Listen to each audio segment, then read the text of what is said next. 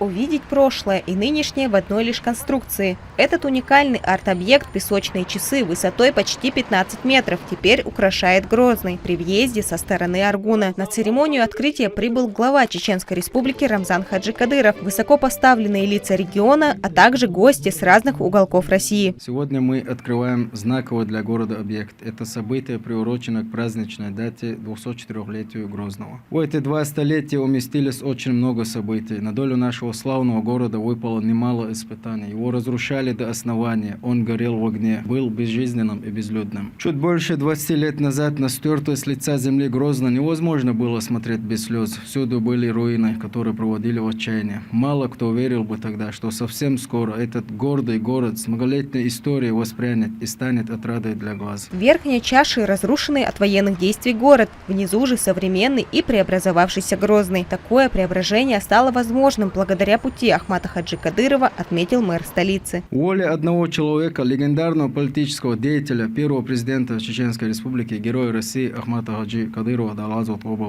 позволил положить конец многолетней кровопролитной истории Грозного и начать новую мирную жизнь. Сегодня достойный продолжатель его дела, глава Чеченской Республики, герой России Рамзан Ахматович Кадыров, делает все, чтобы новая история города была полна только светлых и радостных моментов. Рамзан Хаджи Кадыров в своей речи отмечает, что история региона трагичная и интересная. Песочные часы помогут рассказать о ней гостям с первых минут пребывания в Грозном. Сегодня у нас действительно хороший, красивый день. Очень много гостей. Ожидается еще хорошие дни, приятные сюрпризы для гостей, для жителей нашего города, республики.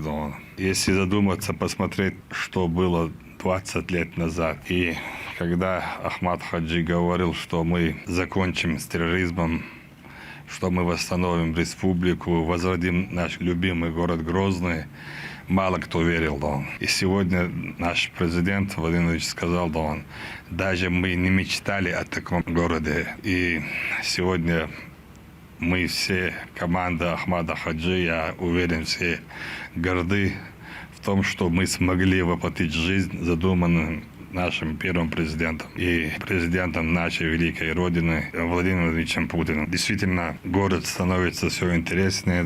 У нас, так скажем, в мечтах сделать город Грозный молодежным центром Северного Кавказа. Я это всегда говорю. И будем делать все для того, чтобы создавать все условия для жителей и для гостей.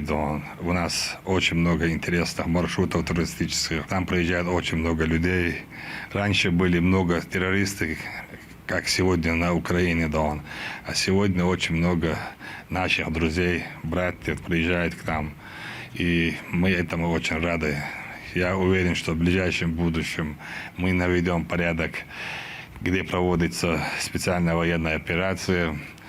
И наши братья вернутся с победой. Открытие уникального памятника приурочили к 204-й годовщине со дня основания города Грозного. Седа Хасиева, Моусар Даудов, Ислам Аль-Султанов при поддержке пресс-службы главы и правительства Чеченской Республики «Неделя».